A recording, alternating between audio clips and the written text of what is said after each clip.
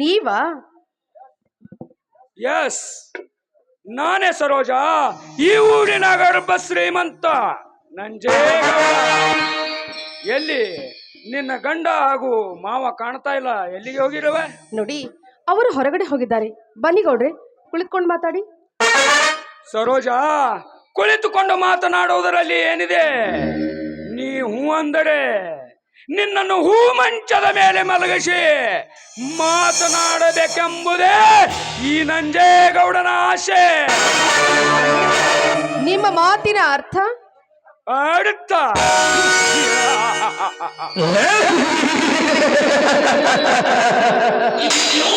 ಸತ್ತಿಲ್ಲದ ಈ ಮನೆಯಲ್ಲಿ ಗಂಡಲ ಹುಳದಂತೆ ಬಂದು ನಿನ್ನ ಮನದಲ್ಲಿ ಪ್ರೀತಿಯನ್ನ ಅರಮನೆ ಕಟ್ಟಲು ಬಂದ ಈ ಖತರ್ನಾಕ ಖಲನಾಯಕನ ಅರ್ಥ ನಿನಗೆ ತಿಳಿಯದೆ ಹೋದರೆ ನೀನು ಒಂದು ಹೆಣ್ಣಾಗಿ ಈ ಭೂಮಿ ಮೇಲೆ ಹುಟ್ಟಿದ್ದೆ ತಪ್ಪು.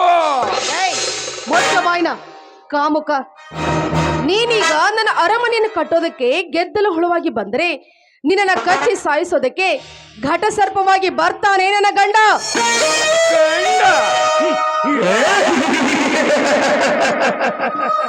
ಅವನೇ ಅವನಲ್ಲೇ ನಿನ್ನ ಗಂಡ. ಒಂದು ವೇಳೆ ಅವನೇನಾದರೂ ಕತ್ತರಿಸಲು ಬಂದರೆ ಅವನ ರುಂಡವನ್ನ ಕತ್ತರಿಸಿ ನಿನ್ನನ್ನು ನನ್ನ ರಂಡೆಯನ್ನಾಗಿ ಮಾಡಿಕೊಳ್ಳಬಲ್ಲ ಈ ಸಾಹುಕಾರ. ಮುಚ್ಚ ಬಾಯಿ. ಸಾವಿರಾರು ಜನರ ಮುಂದೆ ಸಪ್ತಪದಿ ತುಳಿದು ಕೊರಳಿಗೆ ತಾಳಿ ಕಟ್ಟಿದ ಗಂಡ ಇರಬೇಕಾದ್ರೆ ನನಗೆ ಮೆಂಡನಾಗ್ತೀನಿ ಅಂತ ಬಂದಿದ್ಯಲ್ಲ. ನನ್ನ ಗಂಡ ಬಂದದ್ದೇ ಆದ್ರೆ ನಿನ್ನ ರುಂಡವನ್ನೇ ಹಾರಿಸ್ಬಿಟ್ಟಾನೋ. ಎಚ್ಚರ ಎಚ್ಚರ.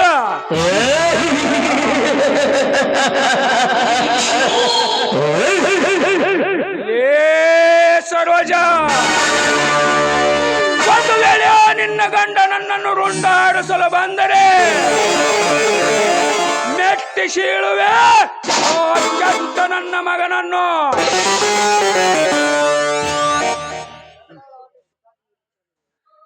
ಮಾತಿಗೆ ಮಾತ ಬೆಳೆಸದೆ ಸುಮ್ಮನೆ ನನ್ನ ಒಳಗೆ ಬಂದು ಸುಖ ನೀಡುವ ಚಲುವೆ.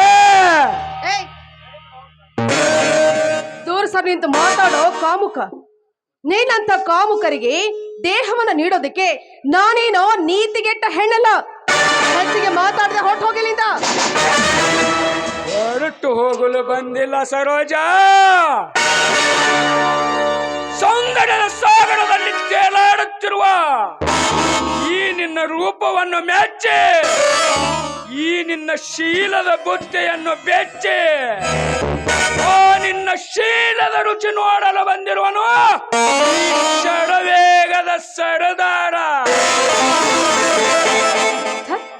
ಪಾಪಿ, ನೀನೀಗ ಶರವೇಗದ ಸರ್ದಾರನಾಗಿ ಬಂದ್ರೆ ಹಿಂದೆ ದ್ರೌಪದಿಯನ್ನು ಬಯಸಿದ ಆ ಕೀಚಕನ ಗತಿ ಏನಾಯ್ತು?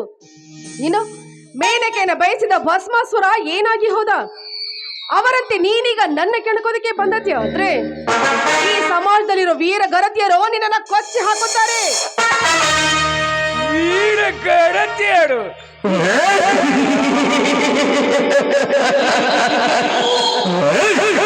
ಎಲ್ಲಿದ್ದಾರೆ ನಿನ್ನ ವೀರ ಗರತಿಯರು? ರೊಚ್ಚಿಗೆದ್ದ ರಾವಣ ಸೀತಾ ಮಾತೆಯನ್ನು ಹೊತ್ತುಕೊಂಡು ಹೋಗುವಾಗ ಎಲ್ಲಿ ಹೋಗಿದ್ರು ಈ ನಿನ್ನ ಸಮಾಜದ ಗರತಿಯರು? ಅಂದ ಹಾಗೆ ಒಮ್ಮೆದ ಸಭೆಯಲ್ಲಿ ಆ ದ್ರೌಪದಿಯ ಸೀರೆ ಎಳೆಯುವಾಗ ಎಲ್ಲಿ ಅಡಿಗೆ ಕೊತ್ತಿದ್ರು ಈ ನಿನ್ನ ಸಮಾಜದ ವೀರಗರತಿಯರು? ಸರೋಜ, ಸುಮ್ಮನೆ ಮಾತಿಗೆ ಮಾತ ಬೆಳೆಸದೆ ನನ್ನ ಒಳಗ ಬಾಡೆ ಚಲ. ನೋಡಿ, ನಿಮಗೆ ಕೈ ಮುಗಿದು ಬೇಡಿಕೊಳ್ಳುತ್ತೇನೆ, ದಯವಿಟ್ಟು ನನ್ನ ಮುಟ್ಟಬೇಡಿ, ನನ್ನ ಬಿಟ್ಬಿಡಿ.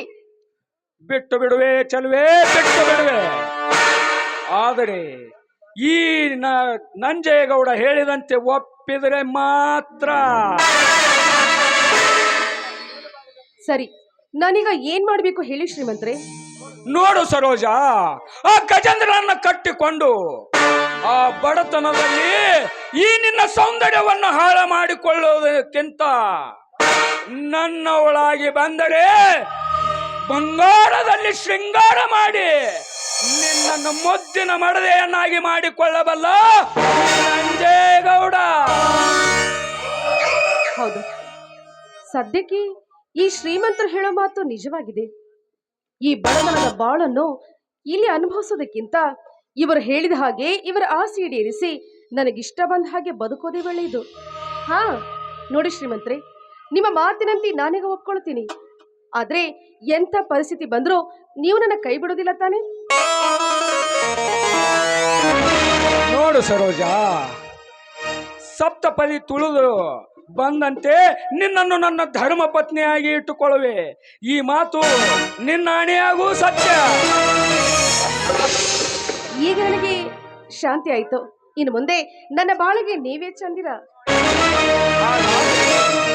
ಈ ಚಂದಿರಿನಗೋಸ್ಕರ ಒಂದು ಇಂಪಾದ ಗೀತೆಯನ್ನಾದರೂ ಹಾಡಬಾರದೆ ಚಲ್ವೇ?